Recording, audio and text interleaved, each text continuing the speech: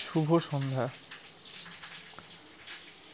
অনেকদিন পর আমি তোমাদের সামনে আবার আসতে পেরেছি। আজকের যে বিষয় নিয়ে আমি তোমাদের সঙ্গে আলোচনা করব, বা যে বিষয়টি তোমাদের সামনে আজকে আমি উপস্থাপন করব, সেটা হচ্ছে বাল্যবিবাহ, অর্থাৎ চাইল্ড ম্যারেজ। বাল্যবিবাহটা কি? বাল্যবিবাহের কুফল,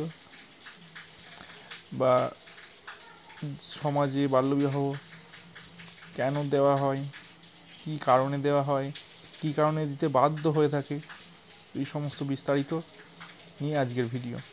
তো সবাইকে অনুরোধ করব অবশ্যই ভিডিওটি শেষ পর্যন্ত দেখবেন, পাশে থাকবেন। ভিডিওটি ভালো লাগলে অবশ্যই আমার চ্যানেলটিকে সাবস্ক্রাইব এবং লাইক করে দেবেন এবং বন্ধুদের মাঝে শেয়ার করে দেবেন। তো আজকের আলোচ্য বিষয় বাল্যবিবাহ বা চাইল্ড ম্যারেজ। জিনিসটা কি না, অতি সহজে বলতে গেলে বাল্যবিবাহ বা চাইল্ড ম্যারেজ বলতে গেলে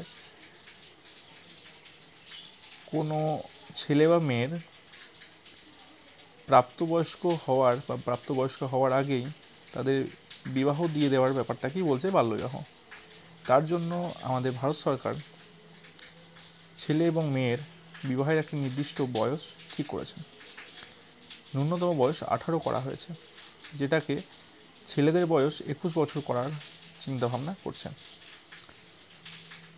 তো এটা হচ্ছে বাল্যবিবাহ কাকে বলে। এবার বাল্যবিবাহের কারণ কি? তার অনেকগুলো কারণ হতে পারে।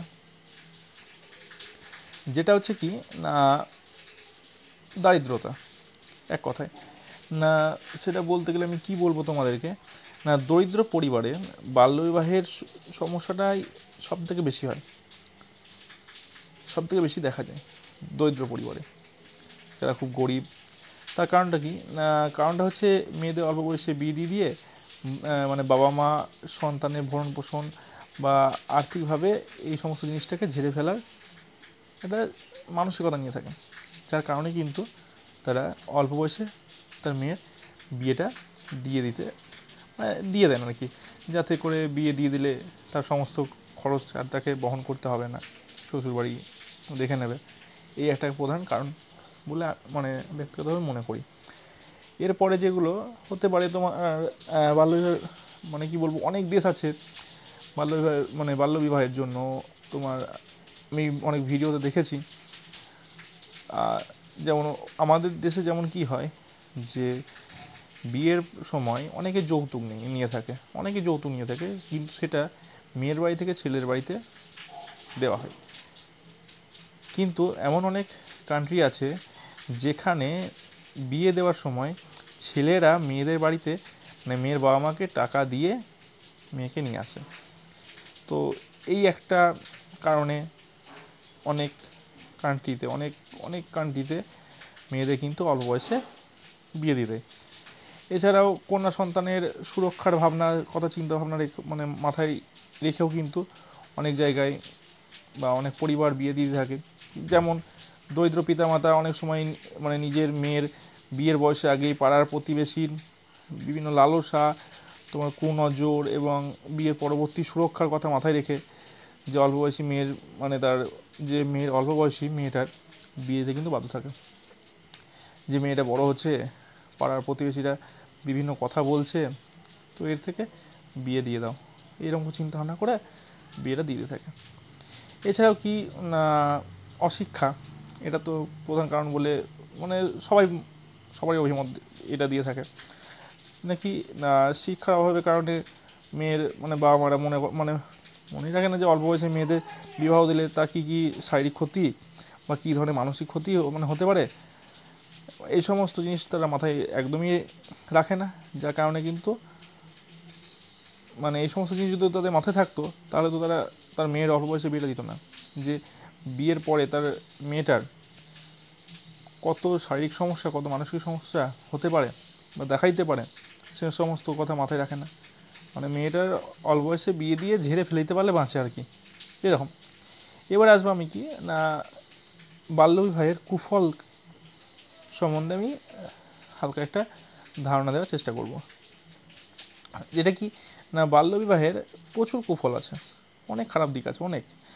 তার মধ্যে আমি কিছু বলছি, যেমন ধরো শারীরিক অত্যাচারের শিকার, মানে এটা অবশ্যম্ভাবী, এটা হবেই।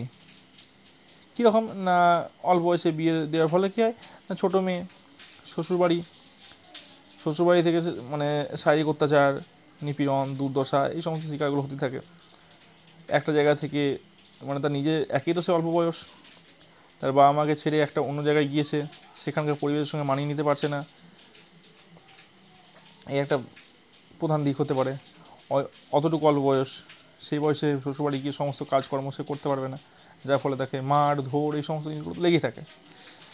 এছাড়াও প্রসূতি মায়েদের অনেক মৃত্যুর খবর শোনা যায়। তারপর ধরো শিশু মৃত্যু, না অল্প বয়সে বিয়ে দেওয়ার ফলে মেয়েরা মা হয়, তাদের সন্তান অধিকাংশ ক্ষেত্রেই অপুষ্ট, বিকলাঙ্গ এই সমস্ত জিনিসগুলো হয়, ফলে শিশু মৃত্যুর হারও কিন্তু ক্রমশ বাড়ছে।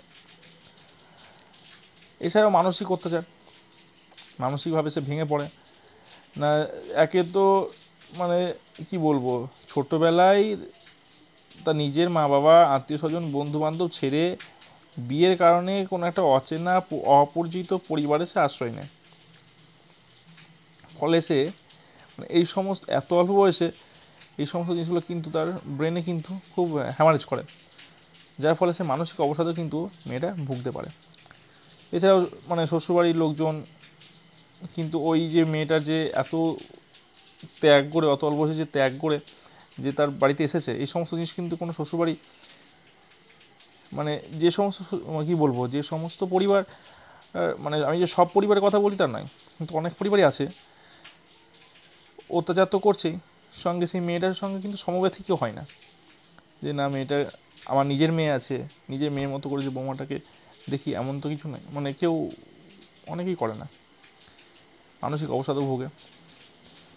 এবার এই সমস্ত জিনিসগুলো হলে কি হয়, বিভিন্ন রকম শারীরিক মানসিকভাবে সে ভেঙে পড়ে। যখন তার বিয়ের বয়স, তখন বিয়ে না দিয়ে অল্প বয়সে বিয়ে দেওয়ার ফলে কিন্তু এই সমস্ত সমস্যাগুলো দেখা দিতেই থাকবে। এবার কি না, এই বাল্যবিবাহগুলো আমাদেরকে কিন্তু প্রতিরোধ করতে হবে। এর জন্য কিন্তু আমাদের পশ্চিমবঙ্গ সরকার বলো, ভারত সরকার বলো, বিভিন্ন দিক খুলে রেখেছে, সবাইকে বলছে যে সাহায্যের হাত বাড়িয়ে দাও। প্রশাসন তো অনেক তৎপর প্রশাসন, কিন্তু সমস্ত খবর তো তাদের কাছে গিয়ে পৌঁছায় না। এবার সেই জিনিসটা যদি আমরা নিজেরা এগিয়ে গিয়ে করতে পারি, তাহলে অনেক অনেক মেয়ে স্বাভাবিক জীবন লাভ করবে, অনেক পরিবার স্বাভাবিক জীবন লাভ করবে।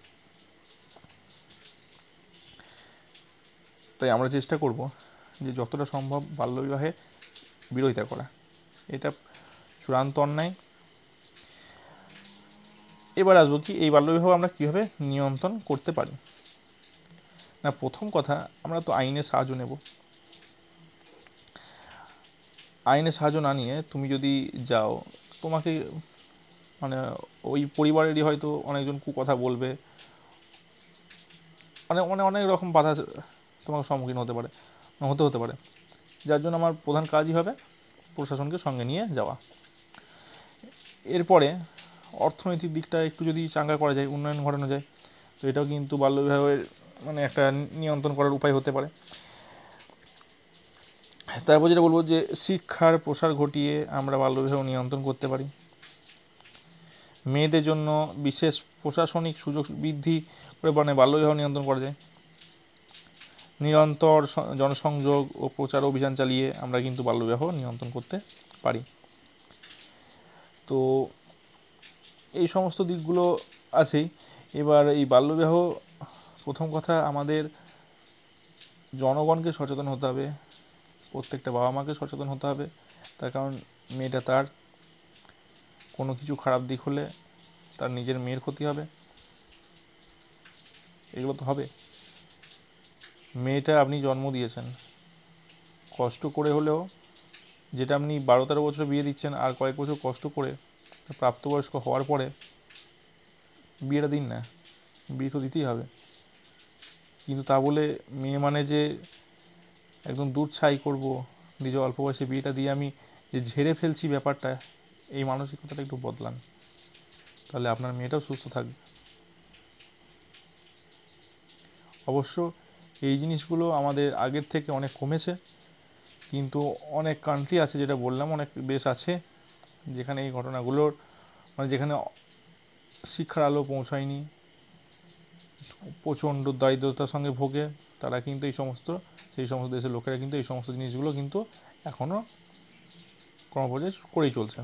তো আমাদেরকে আরও সচেতন হতে হবে এবং আমাদেরকে এই বাল্যবিবাহের জন্য প্রতিবাদ করতে হবে, প্রতিরোধ গড়ে তুলতে হবে। তো আজকে ভিডিওটি আর আমি বড় করব না। ভিডিওটি ভালো লাগলে অবশ্যই লাইক, শেয়ার, সাবস্ক্রাইব করবে। আমি আজকে চোখে করতে পারছি না বেশি, তার কারণ চোখে একটা কিছু হয়েছে, যে কারণে চোখটা ফুলে আছে, ব্যথাও করছে। আশা করছি তোমরা বুঝতে পারছো, বেশি লাইট নিতেও পারছি না। তো আমাদের দিকে তো প্রচণ্ড বৃষ্টিও হচ্ছে। যাই হোক, আশা করছি প্রত্যেকটা জেলাতেই কম বেশি বৃষ্টিপাত হচ্ছে।